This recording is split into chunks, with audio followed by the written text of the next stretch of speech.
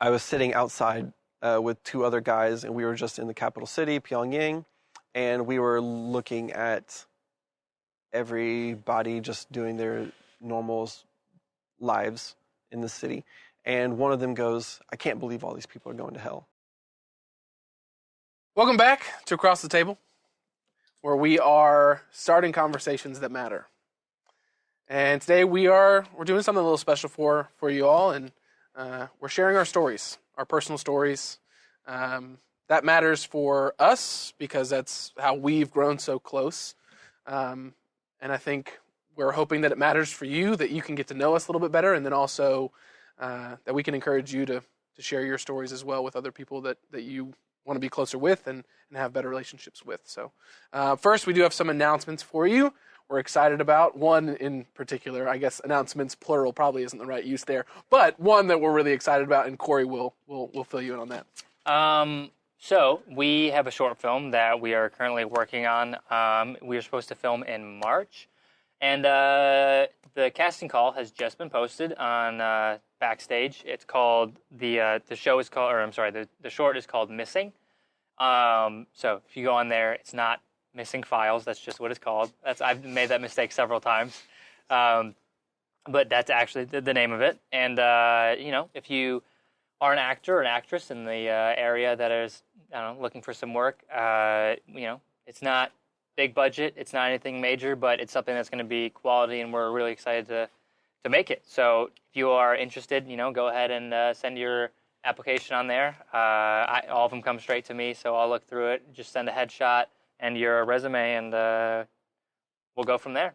If you're in the Atlanta area, preferably, if you're willing to travel, we can't compensate you for that. But if you want to travel and be down here for it, go ahead. We're working to be able to compensate you. This is step one in a 47-part plan to being able to get a movie funded. You're going to hold us to that. Yes. Come join us. It's going to be a blast. But yes, it is going to be a fun time. I just wanted to preface, no false advertising here. But if you are actually interested in doing it, then definitely send in your headshot, and I'll take a look. This is actually pretty good. I didn't realize until we just sat down and really introed this, but you really don't know our stories, and we don't really know your story. I don't know your story. I don't know. Right. Maybe you've talked with Jacob. I've got a little bit, and piecing things together over the podcast. Yes. But I haven't really sat down and shared. Which is super interesting. It is really interesting. So I'm excited now. It's fun that we get along so well without that background. Yeah, because it is natural. Yes, it really was. And something that's really funny is I actually refrain from. It's not being reserved. Yeah. But I've told a lot of it so many times to so many different people, and for some reason, I can't get past that mental block of these people don't know this story. I haven't told it to these people, but my brain's you've told this 8,000 times. Yeah. Chill. Yeah. But when in reality, it's I probably should talk about it. So funny. For me, sharing my story is one of the most natural things that I do. Yeah. I'm just if there's even a moment to go deep with someone, I'm hey, I can tell you my entire story if you want. And then gotten to the point where it's yeah, it's clockwork. I share it all the time. It's quick. It's a page. It's a page. It's elevator speech. Yeah, exactly. Yeah, let's I think we probably would have gotten to this sooner had we not jumped directly into... Okay, so our friendship and business relationship started at the same exact moment. Exactly. Yeah. Completely in tandem. The first day we met, and then our business relationship started the next time you met everyone else. Yes, yeah. Exactly. So... Hey, Corey's here to help us record audio, and you guys can meet him. Cool. Yeah. Great. You'll love him. That's how it went. And then we got tacos. Yeah. And then we got tacos. Is so good. Epic tacos. So good. Yeah. I forgot about that. We talked about movies for we talked about movies for 3 a while. hours. At least.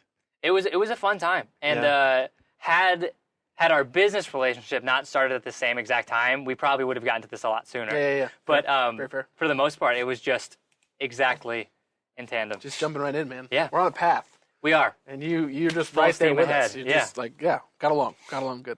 Perfect. Fantastic. All right. Well, go for it, man. All right. Hop on in. Share for the world to see. Yeah.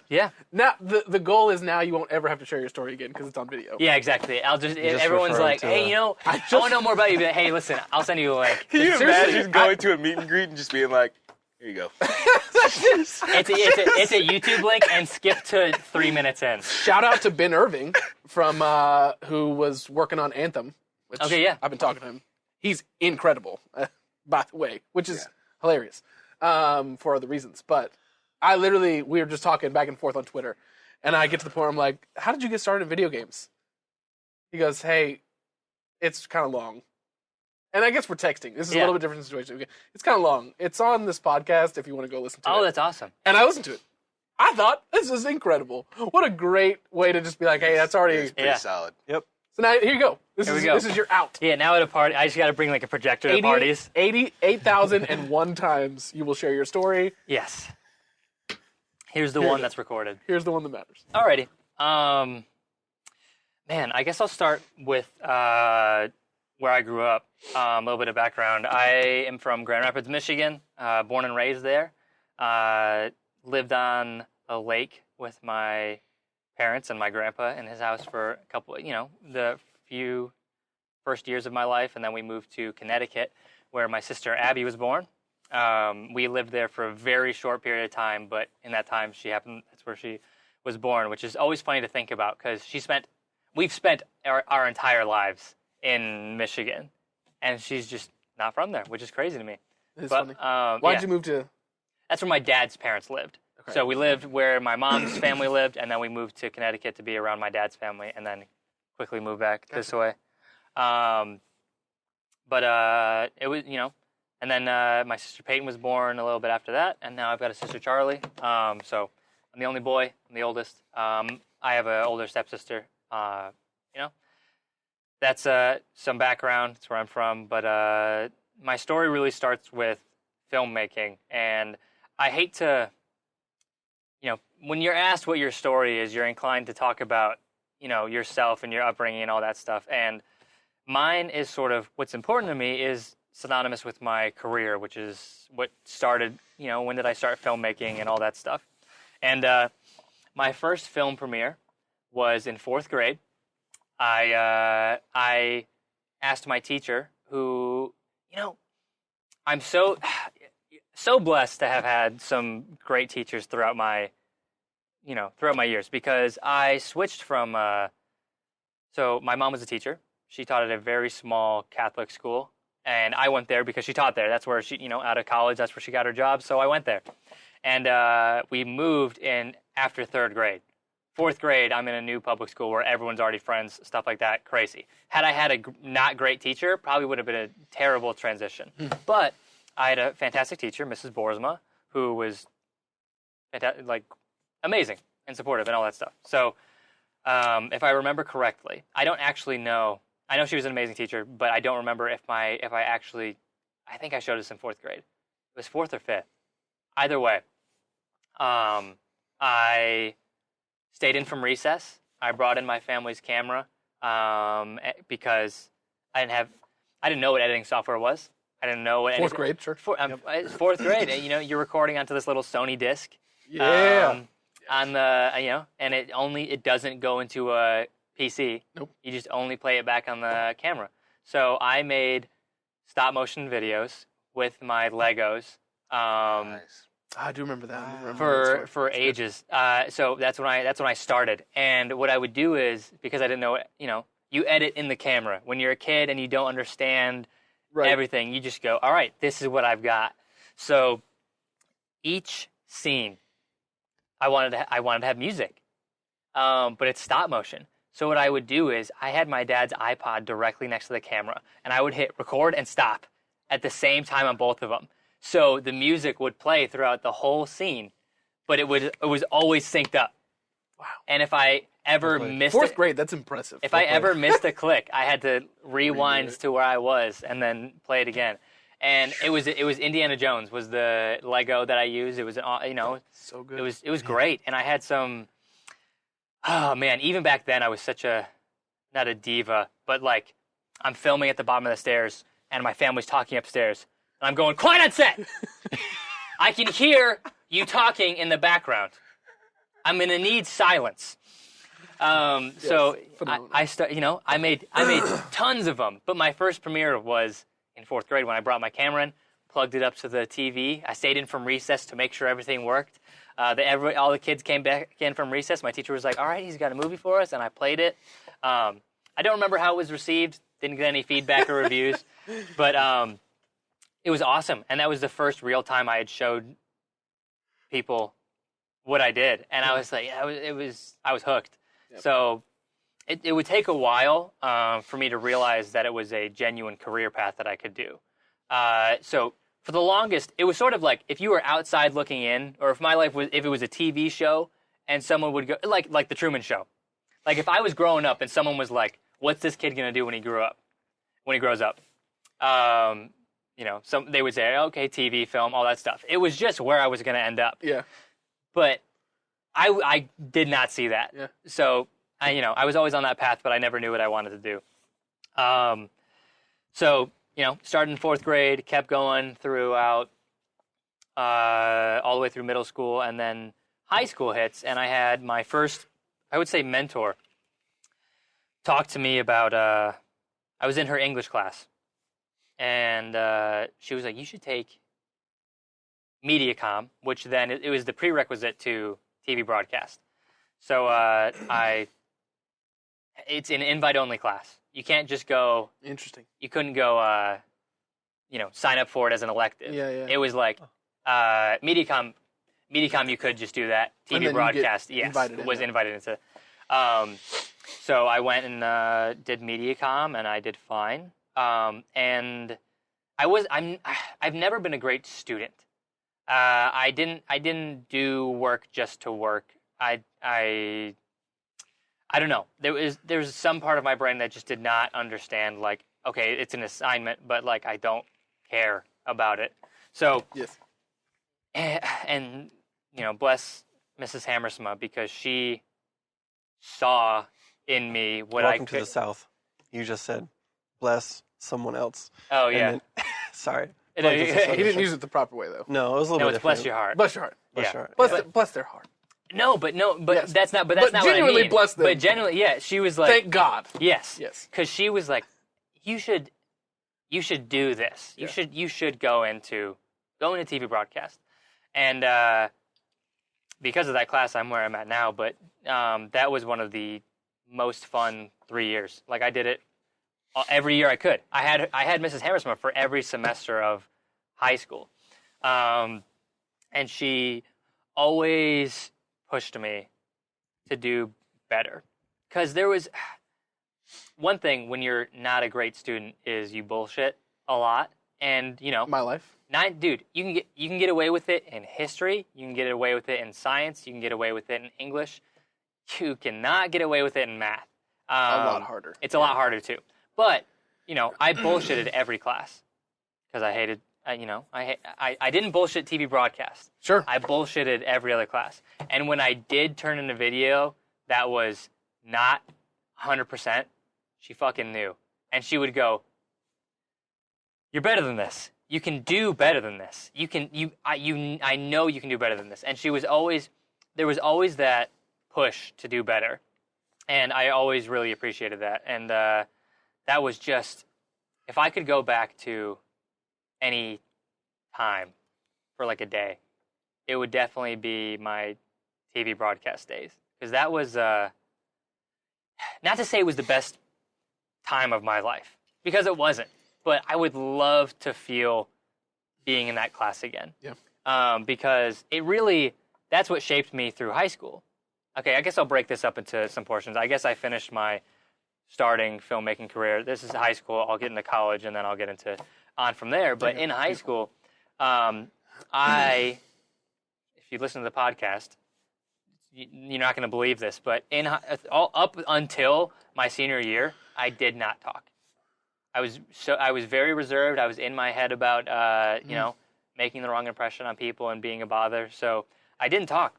But in my TV broadcast class, we were such a tight knit group of people, and it was not people I would have normally gotten along with, but like hung out with. But everybody that ended up in that class just ended up as like a family. It was a great time.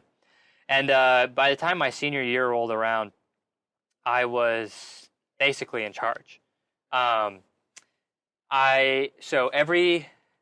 had a job. We did a pre-recorded video. Everyone had a video due a week, one video a week, you and your partner. And then every day we had a live 15-minute TV show. It was called, it was communication break. Every classroom had a TV, and it played on the closed circuit to every TV in there, and every teacher would tune into it. And, so it was live. It was crazy, but we'd have the live show, and then we'd play, there was 4 sets: anchors, arts and extras, sports, and need to know. Yeah. Full-blown little news section. It was. Yeah, we awesome. had funny that you mentioned that. The local news station, Wood TV 8, which had a good relationship with my teacher at the time, gave their old desk to us. That's so we awesome. had a whole actual news desk it's crazy. in our studio. It was awesome. Super nice, super well built. It was great. And that was I don't know, it was fun. But anyways, we rotated jobs every month. Everyone got a different job every month. And for the first 2 years, that's what I did, because what happened was seniors were in charge, juniors were next, and the sophomores. So, I did my thing. Sophomore year, I learned. I messed up sometimes, and, you learn from that.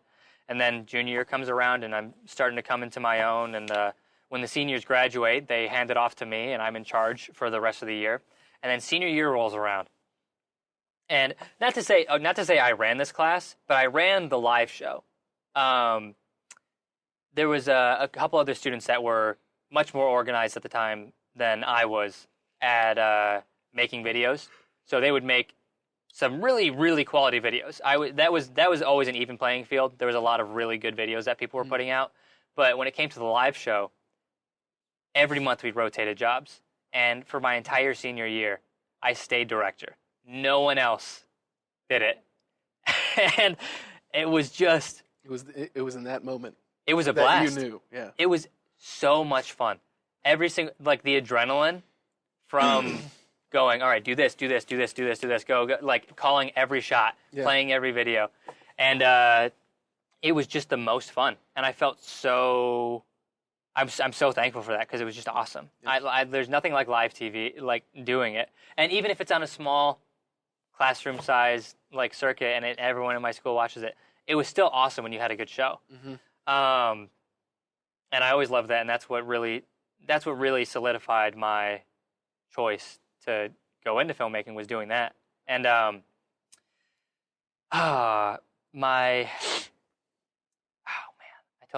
lost my train of thought. I was going to say something else, but I've got something else I can go into. I also the musicals at my school. Big fan of musicals, by the way. Same. I love them. And the district, it was Forest Hills Eastern, Forest Hills Northern, and Forest Hills Central.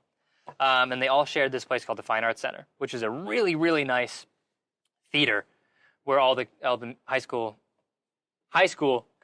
musicals, or musicals, not High School Musical, took place. Yes. So everyone would go there and play and do their musicals.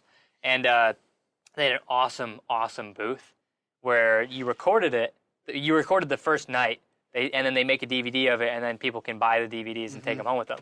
And as far as I know, I'm the only one that got to direct 2 of those, because what happens is the seniors direct, and they teach the juniors how to do it. The seniors graduate, the juniors come in, and they do the next show. And when I was a junior, none of the seniors returned.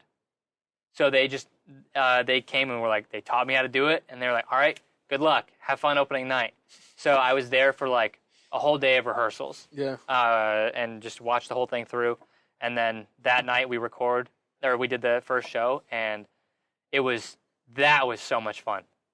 There was nothing like that. I loved it. I had a guy to my right in charge of 3 remote cameras, and then I had 2 people on manned cameras on the floor, and it was just so fun. And so I graduated high school with a 2.5 GPA. Not great, but I really find it hard to apply myself to things I don't give a shit about. That's just my vice. And I'm getting better at, like, it's never been putting off responsibilities, but like I'm not doing 87 math problems just because my teacher told me to. I really don't give a shit about algebra. It's just not my thing. I don't care. You know, that was just my thing. And so again, I am responsible and I do everything I'm supposed to do. But in high school, it was just like so hard to motivate when I'm just doing bullshit. Yeah. Anyways, I had a 60% overall grade in Spanish. I think that was my sophomore year. And simultaneously, I had 140% overall in my TV broadcast class. Yep. So it was really obvious based on my transcript alone what I was putting my efforts towards. So that was just a blast. I hated high school, but I loved that class so much. And then moving forward into college, I went to a small film school in Grand Rapids called Compass College of Cinematic Arts. And I went there to do I was planning on doing 3 years. So they had an accelerated program where you do a year, year round. You do the first year, you're going to get your associate's degree, and then the next 2 years, you'll get your bachelor's. And I was originally supposed to stick around for all of my bachelor's. And about halfway through, I'm sorry, not halfway through, just before I graduated with my associate's degree, I met with some people, and I was like, some people in the film industry. And I talked to them, and I trusted them, and asked them, should I stick around in school? Because I'm really inclined to just go and work. Mm-hmm. I really want to just get out there. The schoolwork's fine, and it was a great year, but do I need it? And everybody that I met with said, what you're going to learn in the next 2 years in school, you can learn from being on set. Yeah. So you can either pay to learn it or you can get paid to learn it. And I was like, that's all I need to hear. Yeah. And it took 2 rounds of talking to my parents about it. Yeah. Because I talked to them about it before I went on this. My school did a great industry trip to LA, which was probably the most fun week just of my life. It was a blast. Everything we did was amazing. Except for Guardians of the Galaxy 2. Except for Guardians of the Galaxy 2. But my saving grace was Jack Black was in the theater. Yep. So shout out to Jack Black. He's a great guy. Talked to us, fun. It was small tangent. It was so funny because we were in the lobby waiting to get in. Yeah. They got to rip our tickets. And I'm standing there with my friend Paul. And I went, hey, that's Jack Black. And because I don't know what it was. He explained it to me afterwards. But he was like, I had said it so nonchalantly that he just didn't believe me. He was like, that's funny. And then I was, and I didn't know at the time that he didn't believe me. So I just, we're standing there waiting for us to rip our tickets. And then he sees him. He's like, oh my God, you weren't joking. I was like, no, that's Jack Black. He goes, I thought you were bullshitting. Nope. So I was like, no, it's Jack Black. So it was funny. We saw him in the lobby and then he was in our movie. But it was super fun. But anyways, to get back on track, before I went, I was like, after I came back was the first time I talked to him. I was like, I gotta go. I gotta get started. I gotta work my ass off. I gotta start as soon as I can, and I'm gonna get to where I want to be by the time, sooner. And they really wanted me to get my bachelor's degree for a while. And then, I was finishing out the year, and I understood. I went, you know what? Fine. I understand. They want me to get my degree. I'll stick around. I got some friends that are still sticking around. It's fine. And then near the end of the year, I was like, I'm not doing 2 more years. No. And there was nothing bad about it. There was nothing bad about film school. Film school was great because it was all hands-on. Mm-hmm. I graduated with like a 3.8. Like, easy stuff. Yeah. Just because it's what I cared about and loved. But I was like, I gotta move. I gotta do some work. So I finally convinced them on the second round to let me go. And from then on, I started looking at LA, New York, Atlanta, and LA and New York are great. LA is where I want to end up. just because that place eat, breathes, and sleeps movies. But it's so oversaturated right now with people just like me, people who are just starting out. So it wouldn't make any sense. The best move is my plan has always been here, and then build a career, and then once you have some notoriety and some name, some clout. Well, yeah, just to then move out there, because then you're not nobody. Sure. There's so many people out there without work, just trying to make it, and I couldn't imagine moving out there as an actor. Like moving out there as a filmmaker, you're gonna make stuff. That's what you do. You have the opportunity to make what you want to make. But if you're an actor, you are completely dependent on someone picking you to be in something of theirs. Which, props to them if they make it, going the traditional route. That's just a lot of competition. But the goal has always been to end up there. But a friend and I decided to move down to Georgia, where we're at now, and make a way for ourselves. That was I don't know if I've ever told you guys this, but the main reason we moved down here is we came down here just before Halloween, and a friend of mine is very close friends with an actor from The Walking Dead. I'm not going to name drop or anything like that. Not going to dox them, but friend of a friend kind of thing. And they were like, yo, come down and help me work his booth. So we came down, and what ended up happening was we didn't get like work passes, but we got everything minus that. So we had access to literally everything. We got to go hang out where like all of the actors just get to chill when they're not at their booths. Yeah. So we saw. Okay, I have no connection to this guy, so that's why I'll drop the name, because like I'm not going to drop someone that I sort of know, because then people will be like, hey, I want to meet, But just in passing, saw John Bernthal, which was really cool. Punisher and Fury and all that stuff. Yeah. Baby Driver, awesome guy. But anyways, it was just spent the day, hanging around there. Wandered around Atlanta, ended up on the set of MacGyver season 2 for Netflix. So it was a fun time being here. And when we were down here, we met someone through my friends. So the one who was moving down here with me, Zach, his parents went to high school with someone that was in Atlanta working in film. And we went and met with this guy who I also won't name drop, no company names or anything like that, because you'll see where it goes. But they offered us a job at where they work in the film industry. That's what I'll say. They offered us both jobs. Lightly. So we were like, awesome. Yeah. They were like, come back after the first of the year. I'll have some work for you guys then. So went back home, got ready, moved down here December 26th, 2017. For Christmas. Yep. I was supposed to be the 27th, but I don't know. We made it a day early. And when the first of the year came around, no communication from our boss. Nothing. Hey, when are you ready for us? Hey, when are you ready for us? Hey, when are you ready for us? 2 months go by. Nothing. So a month goes by, and I'm like, I'm shit out of luck. I thought I had a job. Yeah. So down here, don't know anybody, and no job. So, start hustling from there. That's the whole reason I came down here, was for a job that did not follow through. So, been working hard ever since, trying to freelance and all that stuff. But that was the big pull for Atlanta, which is so funny. A job. Yeah. But shit happens. Shit happens. That was the big upset for coming down here. But it's worked out fantastic ever since.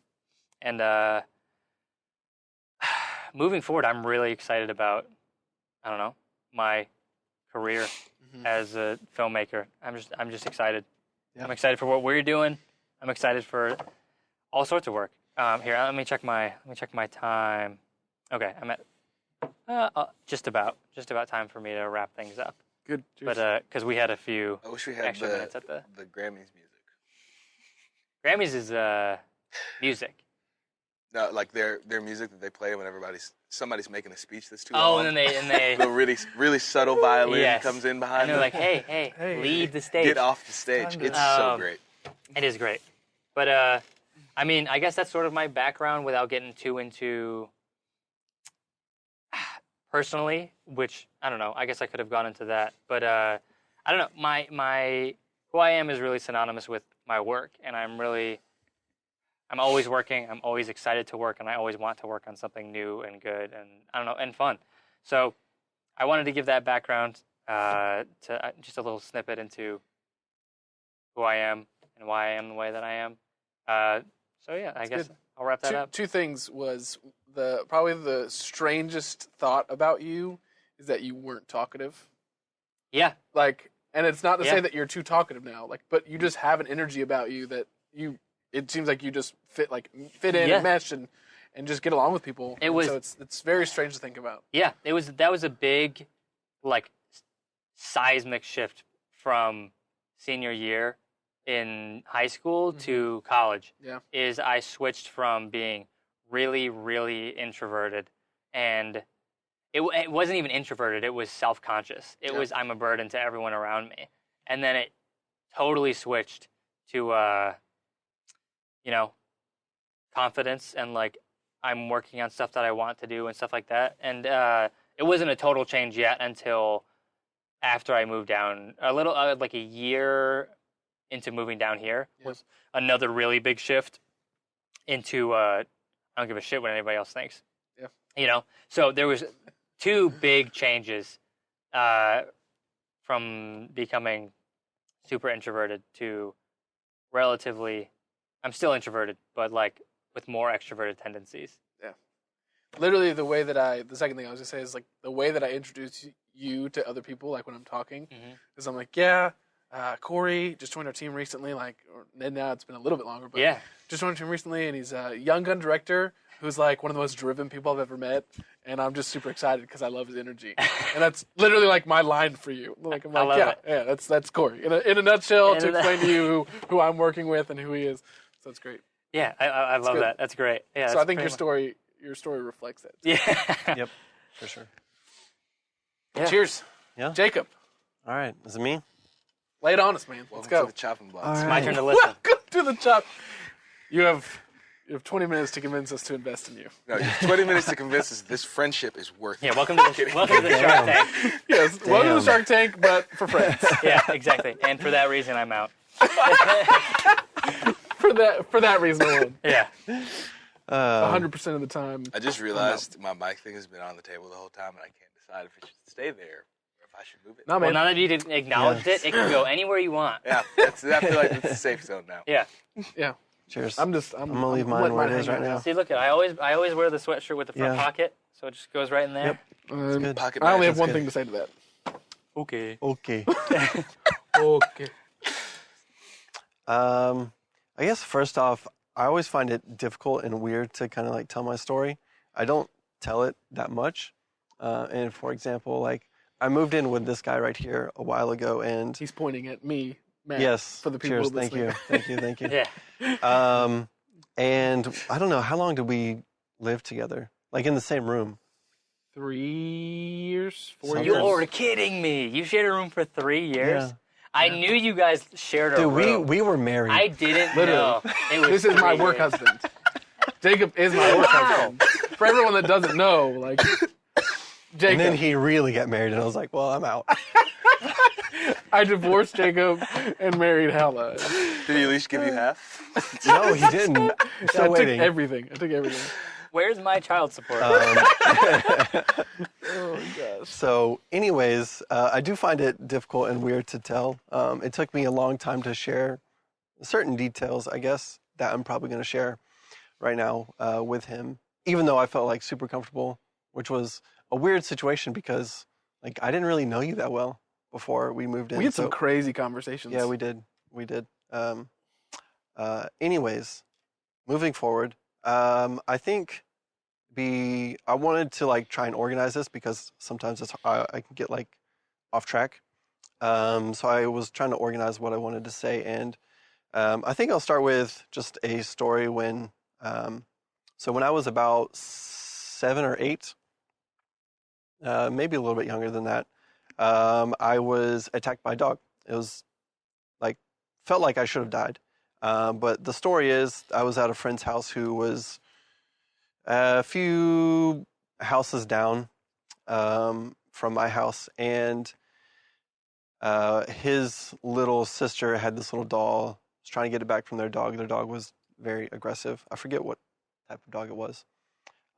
Anyways, I was like, well, I'm going to save the day. Like, and I went in, like, I pushed her over. I don't know why I remember that detail, but I was like, let me get it back for you. And I wanted to push her over. But I tried to. Hero.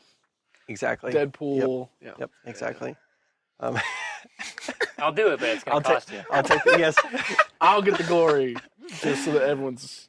But anyways, so I did that, and my brother was there with me, my younger brother, who's like 15 months difference in age, and my brother and my friend who I was seeing at his house, they both climbed this tree to like get away. They're like, "This is dangerous. Like, let's get away." And so I, for whatever reason, I bypassed all of that fear, and I. Again, I was trying to pull the doll back from the dog, and it attacked me. And it bit me like 5 times, I think. Mm. Some of them were like small glances or small whatever Phrases. grazes, yeah.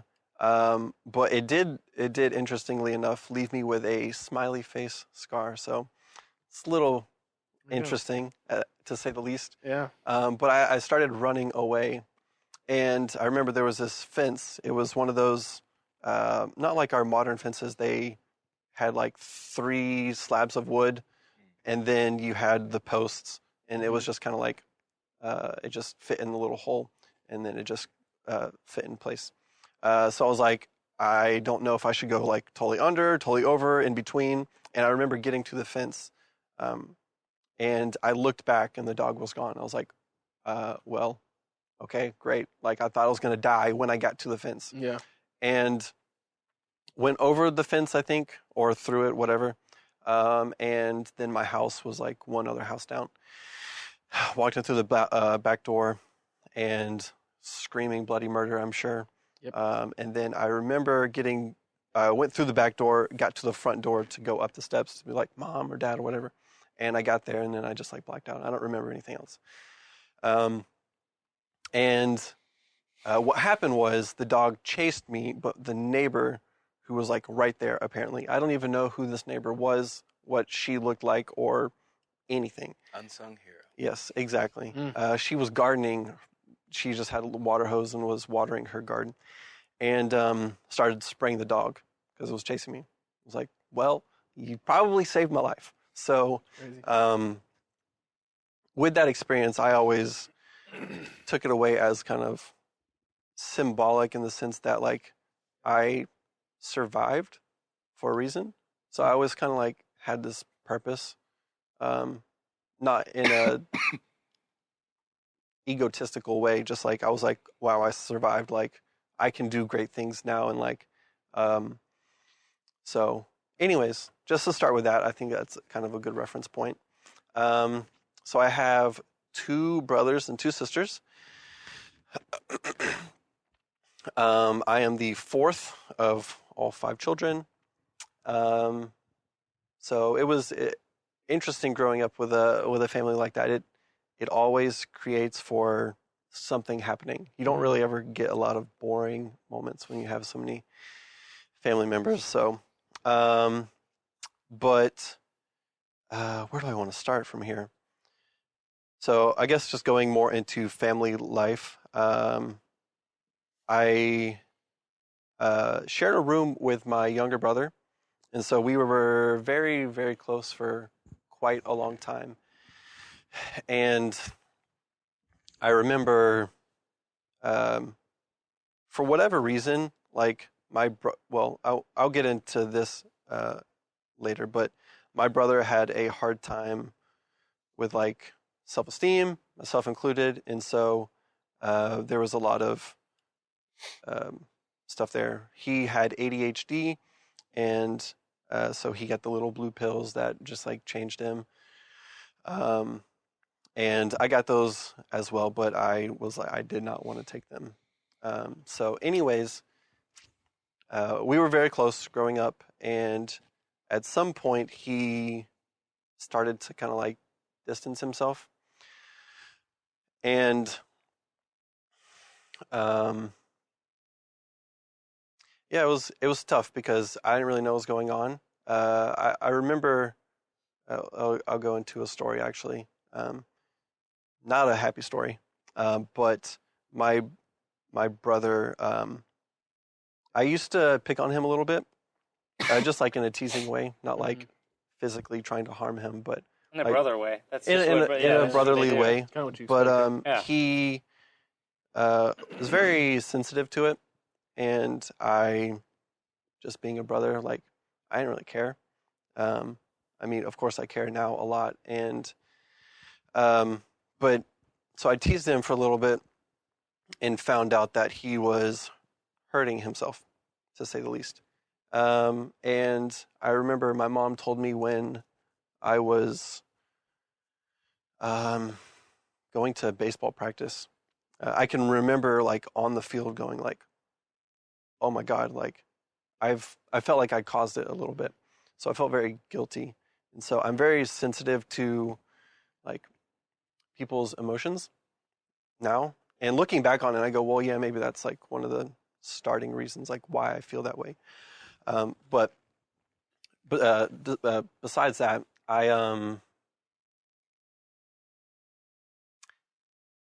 yeah, I don't know what else I want to say to that. It's tough. It's really tough. I felt like I always wanted to. It's weird because he's my younger brother, and it felt like I always wanted to hang out with my younger brother, when it's usually the other way around. Usually, your Yeah. younger brother is like, "Hey, like, let me I tag always wanted along." to hang out with my older brother. Absolutely. Exactly. And I guess everyone else in my family was kind of doing their own thing, dealing with their own stuff. And because we shared a room, it was just like we just bonded really well. But anyways, moving forward, he started falling into the wrong crowd, and eventually he would got into drugs and all that kind of stuff, and he got sent to like a boot camp of sorts, a Christian boot camp. And um, anyways, so that's a little bit of my family life. I always felt kind of like I think starting from that point, I always kind of felt like distant from the family. And anyways, this is why like I'm kind of excited to share stories because like it's a way to express yourself and a way for people to understand. And I think I have a hard time expressing myself in just like casual conversations. And so it makes it hard to connect with people, including my family to some degree. Kind of like what you said, very much so in my head. Yeah. And you said you've kind of grown out of that, which is really awesome because it kind of sucks living in your head like that. But Well, it wasn't something that just changed with age. It was something it was like two seismic changes in my life really made me, made me who I am, at least. I guess the first being my parents getting divorced really put me into my shell, because it was around it was very soon after switching to the public school system. Not to dig into your time, but no, please. but I switched to public school. I was there fourth, fifth, and sixth grade, and then you moved to the new building. So, everyone sort of made friends. So I'm trying to make friends fourth, fifth, sixth grade, seventh grade. The first day of seventh grade was a massive day for me because my parents didn't get divorced on the first day of seventh grade, but it was just before. So just before seventh grade started, parents got divorced. My dog died of heart cancer, and it was just real tough to come home and like Yeah. have to say goodbye to your dog, and then they put her down. She was super young too. I feel like she was 7. She was really young. Yeah. She was a gorgeous German Shepherd Black Lab mix. She was built just like a German Shepherd, but just jet black, Yep. and then had a little white patch right here. She was great. Loved that. I loved her. She was like my dog. She slept in my room, all that stuff. Loved her to death. So that was a huge. I guess I could tie it back into like that's what put me in my shell, but it was a combination of a lot of things. And I feel like I also don't want to just attribute it to that, because when you're a kid, you're not really super introverted. I probably was as introverted as I could be, but when you're a kid, that block of like social whatever is just not there. You just talk to people. Who gives a shit what they think about you? And then you sort of come into, you come into either being very introverted or very extroverted. And I went into being very introverted. And then what really set me on my path to being extroverted, which is a story I did not go into for high school, because this gets into like personal, and not that I'm afraid to share that, because I'm totally open about it in normal conversation, but I really don't want to dox people. Yeah. It's hard. It's hard in to balance, yeah, because I really care about, I don't want to talk shit. But this is just things that happen. I dated the same girl through all 4 years of high school, and then just before graduation, she broke up. We split up, and very soon after, got with a very close friend of mine at the time. So, there's some correlation there. Either way, that was really a huge shift in me becoming extroverted, because my whole school sort of rallied behind me because of what happened, and people that I had never talked to were asking how I was and stuff like that, and like were really it was good. It was good for me because I sort of got through my head. It was like people didn't like me and her. People like me for me. I could stand on my own 2 feet. It wasn't just like, I'm going to lose all my friends, because I didn't. Everyone rallied behind me, and like it was a really good time. So that really set me on the path to becoming very extroverted. Okay, sorry. That's what. So No. That's okay. the long and the short of it is, it wasn't just growing out of it. It was sort of like big things happened to change who I was. Yeah. No, yeah, that's awesome, and don't feel sorry. I gave you permission to speak. So I guess real quick, briefly, my family is pretty close, I would say. Just to kind of tie that loose end up, my oldest brother, who's the oldest in the family, I don't remember a lot with him, if I'm honest. There's a few things that stick out that are not the greatest, but you tend to remember not the good moments, I guess, when you're a little bit distant anyways. But just to cap that up, I felt kind of distance from most of my family. Not really my parents. Maybe so a little bit. I guess I've always had a really good relationship with my mom. My dad worked a lot, and we are like always in the process of continually like building our relationship into something better and like healthy. Well, I wouldn't say that it was ever unhealthy, but just because he worked a lot, now I really try to spend a lot of time with him, or as much as I can. So anyways, school was very tough for me. I already talked about ADD, or I had ADD, whatever you want to call that. So everyone in my family, except for my oldest brother, was in the special ed department or program. And I don't know, it's very weird to talk about. I don't talk about it a lot, so it just made school tough. I'll say that. So I got put in like small classes. My younger brother and one of my sisters were put in they don't have any, I don't want to say anything bad about like someone who deals with, disease, Autism. autism, or like these other things that are really kind of very difficult to over. disorders. Learning disabilities. Well, not even learning disability. Like they couldn't speak. I don't know what they had, but like they were put in classes like that, and it's just like Like mute, but no, not not mute, a just decision. They like just couldn't talk. they could like make noises, Okay, but they couldn't like communicate, gotcha. or at least communicate well. I don't necessarily know that. And they like my brother, my sister can talk fine. They don't have any of these like really crazy diseases or mutations or whatever. And they put them in those classes, and it was weird. And I talked to like my younger brother having self-esteem problems, and that was it's a big thing in our story, I think. But to move forward, I was in smaller classes growing up, and essentially, like, no one told you like, "Hey, you're slow," but essentially, that's kind of like the consistency you kind of teach yourself. You're separated from the rest of everyone else, and it's just weird. I don't know how it happens, and I should talk to my parents about it and see, because I'm super curious to figure out from there and what their yeah. process was like. Yeah.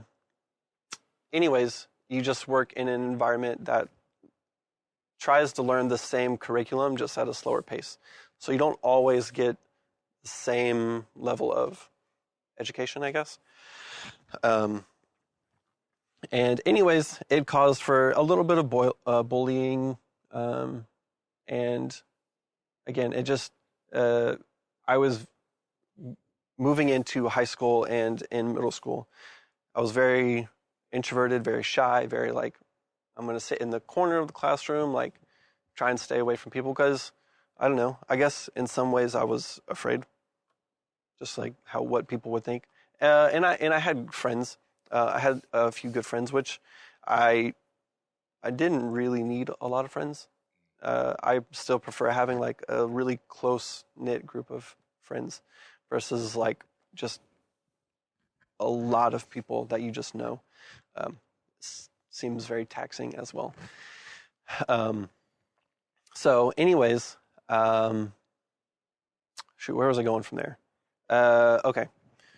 So growing up in middle school and a little bit of high school, like being in the smaller classes, it made me really like try hard to get out of those classes. And my parents, there's something that they did. They instilled like a really good work ethic in me. Not to say that I have like the perfect work ethic, because I don't think I do. But when I like put my mind to something, like I work really hard for it. And I just like really tried hard at school. It was tough for me, but like eventually I would get out of these small classes. But yeah, anyways, school was tough. I had good friends, but yeah, I think the biggest thing, like it made me, whatever I did, like I've always wanted to be the best at it. So I wanted to like give it my all, like going into sports, baseball, football. When I played in middle school and I was like this tiny little kid, like I'm gonna be a professional football player, you know? Very ambitious, I guess. I played one season of soccer, and like when I was playing that season, I'm like, oh, I'm gonna be a professional soccer player. I was terrible at soccer. I had no confidence in my ability. Man, Killed it. see, my So biggest I'm right there with you, bud. my Like, biggest regret is not doing more sports in high Yeah. school. I ran track my freshman year, and what I should have done was continue doing track throughout all of high school, and I just didn't. I don't know why. I did, and I quit in 9th grade because it got too hard. Dude, I would have loved it. Dude, it was a blast. It was so much It was fun in middle school because I was faster than everyone, and then high school when there were people who were faster than me, and I went, I got to work way too hard at this, and Yeah. I'm not as fast as everyone anymore. I'm good. Man, see, man, it was a blast. It was. I remember one of my proud like freshman moments was we did I did I was sprints. I did 100 meter, 200, all that stuff, and in one of the 100 meters, it was first place was my school, Forest Hills Eastern. Second place was Forest Hills Eastern. Third place was me, Forest Hills Eastern, and then it was 4th, 5th, 6th, all Forest Hills Northern who we were racing against, and it was like It's such a great feeling. it was like, dude, It's such a we crushed it. Yeah, it was fun. I wish I did like football and baseball and all that stuff. Would have been fun. Yeah, I love sports. I love competition, and like even going into like playing like competitive like StarCraft. Yeah. So League of like, Legends. like esports, like You should watch this man play some StarCraft. It is. you make me sound better than I actually Look, am. man. Like I know that I'm not as it takes a lot of work to like be good at that game. Yeah, Jacob is a god. He's just being modest. That's the point. You gotta undersell, overperform. But yeah, that's yeah, I always wanted to like venture into like professional esports. I think it's really cool. And now I've been getting into Super Smash Yeah, Ultimate, and this it's super fun. video gets 1 million likes, Jacob has to commit his entire life to competitive esports. Facts, 100%. If it gets 1 million likes, like I can't say no to that. You absolutely can. You heard it here. And then We need we'll 1 film a million whole likes. documentary of the process. Okay, great. And release if it. this gets 1 million likes, we're on the right path. Like, we can do. Yes. 1 million likes is 1 million views is a lot. Yeah. Getting 1 million people to like it, yeah. that's insane. Yeah, that's To like a crazy. podcast, to go into the App Store. I was talking about YouTube. Oh, YouTube, right? Yeah, Okay, Yeah, we are on YouTube Still. now. Still. I think we're at a whopping 30, 30 something. overall. You know what? Let's check. I think, well, You guys continue. yeah. Let's keep- Yeah, I keep can. going. Yeah. Anyways, I love competition. I love challenging myself, and it's not always easy. Like I play the violin, and it's like very tough. There's a lot of tough things, but anyways, moving outside of that, a big thing that's played a factor in my life is Christianity, and so if all of that can bleed into this a little bit, I think starting in when I was about 8 or 9, I think I already mentioned it on one episode of the podcast, because I, interestingly enough, talked about it with my mom. She heard it and she was like, "Oh, let's talk about that." So, Oh, that's but- trademarked. yeah. Let's talk about something. We can't say that. Anyways, I was at the pool with my friends, and somehow I got to the point where I was like, so either afraid or like, I think it's more so a fear-based emotion where I was like, I don't want to go to hell. So I like, my friends are still over there playing like in the pool, in the deep end, and like doing all their stuff. And I'm like, Mom, like I need to have a conversation with you. And I don't even remember the conversation. I just remember we talked about Jesus, God, hell, heaven, like all that kind of stuff. And anyways, soon after that, I got baptized, but I was very young and I was like, didn't really know what that means. And, but like I, again, going to this like try hard mentality, like whatever I do, like I set my mind to, like I want to be good at it. And I always wanted to be like, that included like, including myself always wanting to be like the best version of myself. I think Christianity really helped flourish a lot of those aspects. And so moving into middle school and high school, meeting one of my really good friends, we hung out a lot. And I remember at one point, like, I think he's probably an atheist now, which is totally fine. I had conversations with him, just like he would like challenge my faith a little bit, which I don't think is a bad thing at all. I think it's hard to comprehend that when you're so young and you're just kind of like, this is what my parents have told me, this is what I know. But I remember one of the more specific questions was like, well, do you think Gandhi like is going to hell? Like, and just like really tough questions like that. I know at some point we talked about like predestination, and like free will, and just like we had some interesting conversations to say the least. And it really didn't make me waver in my faith at all. Like I was still doing my thing. I think those are kind of like some seeds that were planted where I was just like, you know. And moving into high school, I didn't really have a lot of like Christian friends. The church I went to, well, I moved churches, and before I moved churches, I had some pretty good friends, but didn't go to that church anymore. And the new church I went to, it was a lot of people who just like were there because their parents are like, yep, you're going to church, you know? So a lot of people there didn't. South. Yep, exactly. The Bible Belt.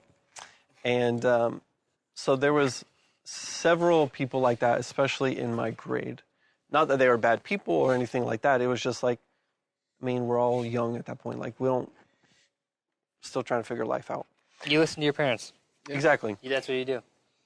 And I mean, I think there were definitely some girls like that, but talking to girls, I've never been good at that.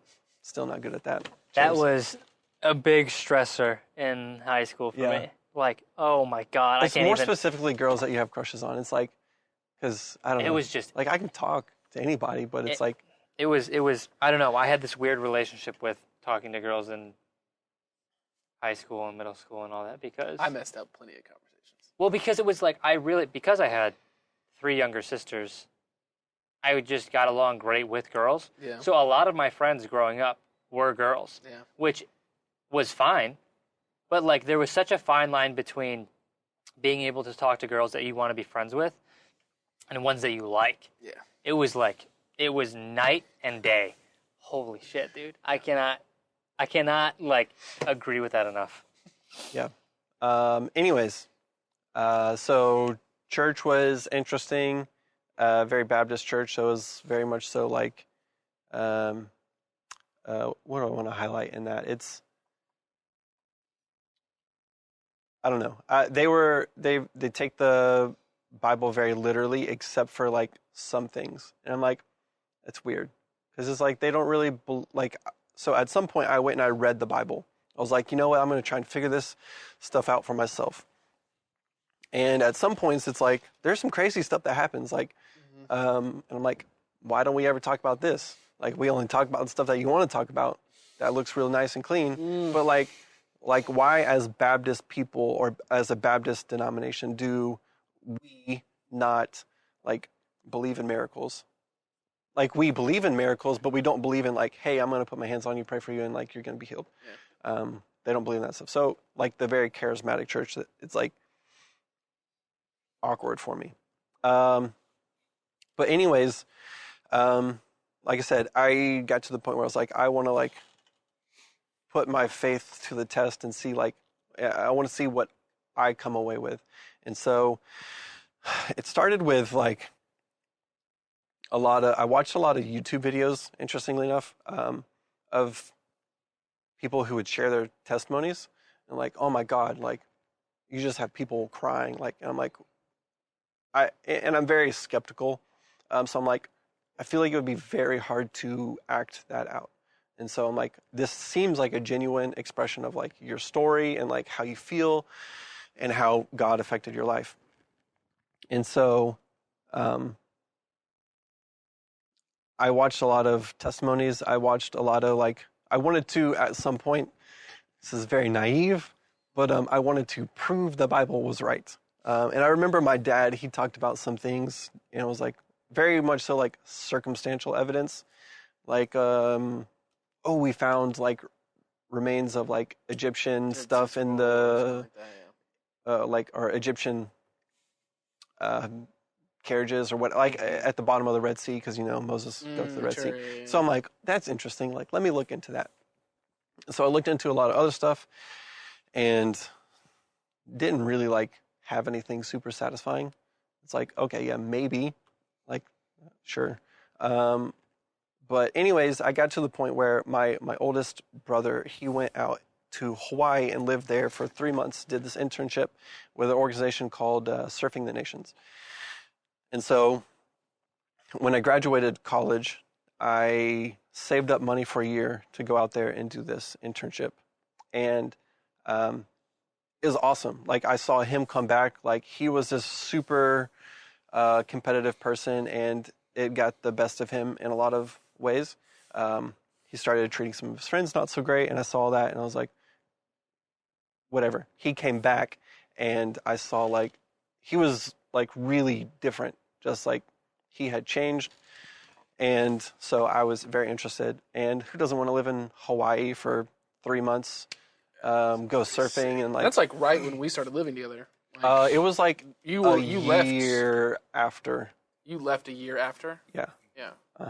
So it felt very fresh, and it was just like, oh, all right, well, yes. see you, roommate. Like, Yeah. we've been living together for a year, but see you for 3 months. Yeah. It was a very strange transition. You were very encouraging in me going though. I remember that. Yeah. You were like, yeah, dude, like, go get it, Balls figure it out. Yeah, man. Do it. And Just do it. when I went there, like, oh my God, it was so refreshing. Like growing up in the Baptist church, like, it's not my favorite. It's just not. And going out there, like immediately, like I felt at home. Like people just were so receptive. They were genuine and just like genuinely just wanted to like serve and like do good. Yeah. Like it's a nonprofit organization, but it's run by predominantly Christians, and really they're just like really great humanitarians who are Christians. And it's like really, really awesome to see. They're very charismatic, which was very different for me, but they're also like have good boundaries. Anyways,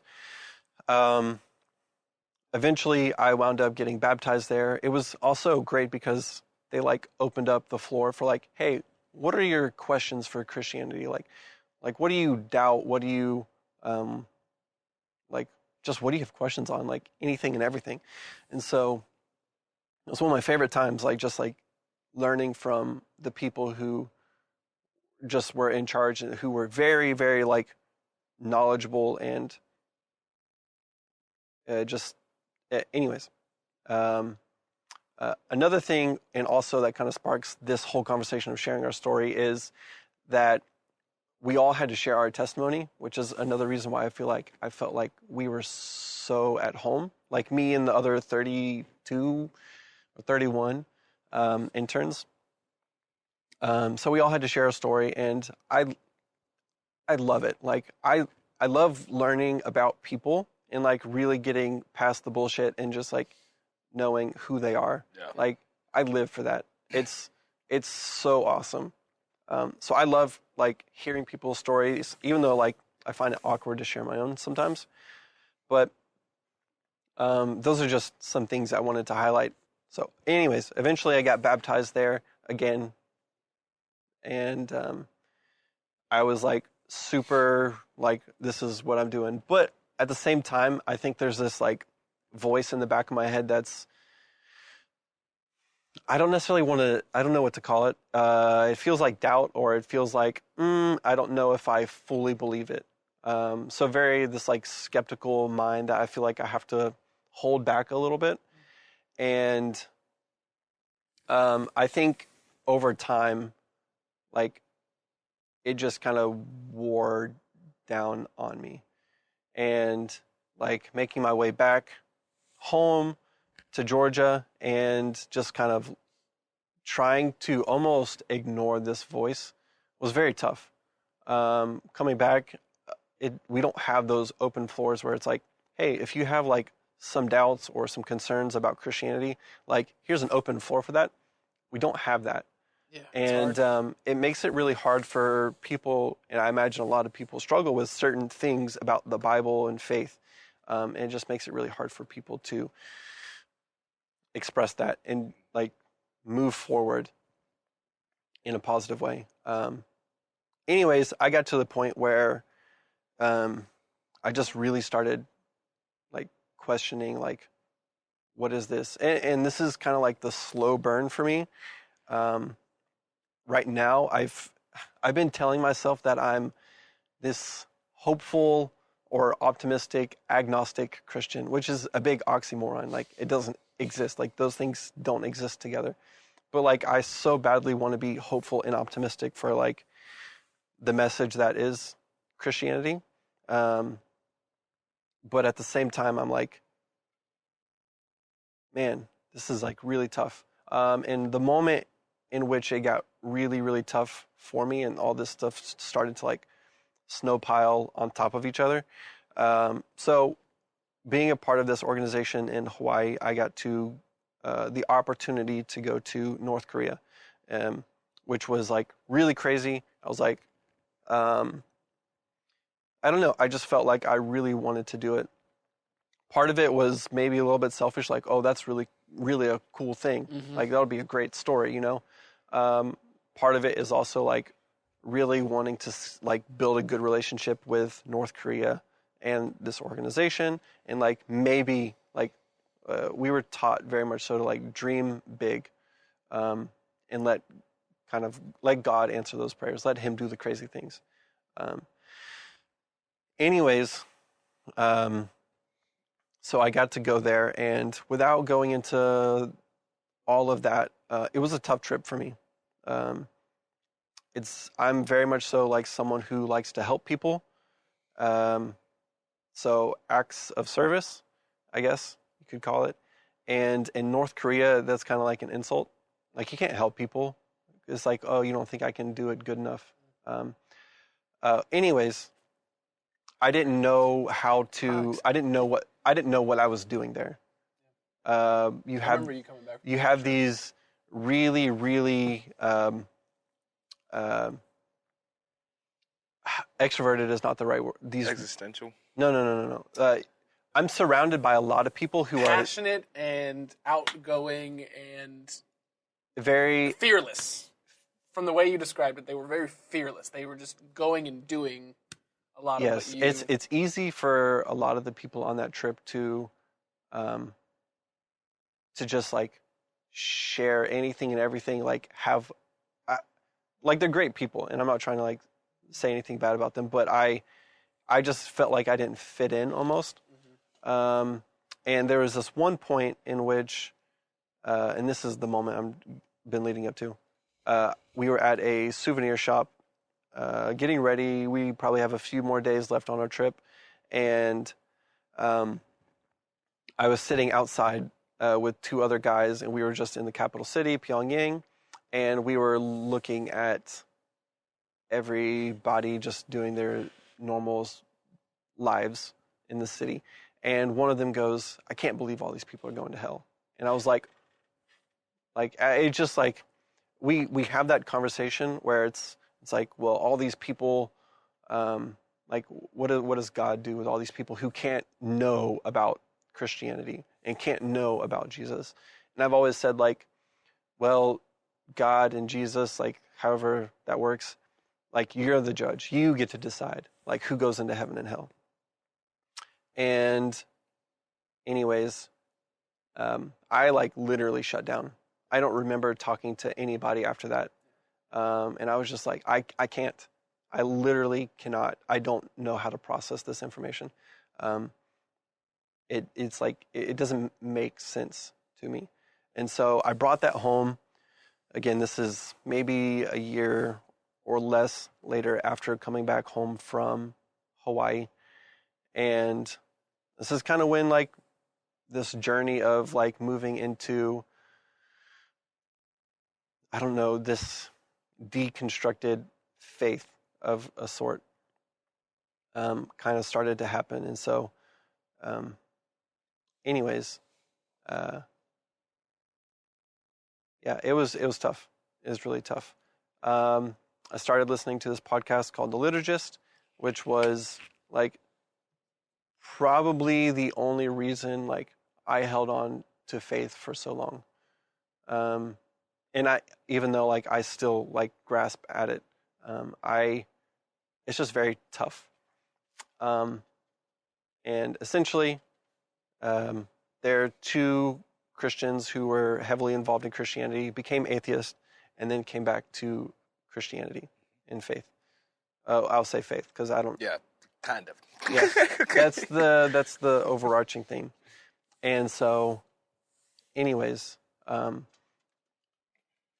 yeah, I don't really know where to go from that. I don't talk about that a lot, and it's just tough. I don't really know how to verbalize it sometimes, and it's just one of those things. It's not like a pretty thing to talk about. And I guess I'm so worried what other people think. It's It's something like that's very stigmatized, so it's hard to Starting conversations that matter. Yeah. Bingo. So I know I've gone over a little bit over 30 minutes. No, our But- intro was like us Okay. talking before was a little long, so it's not as bad. Okay. It's fine. But anyways, that is a major rundown of my story. There's way more I could go into, but I think that is a good starting point.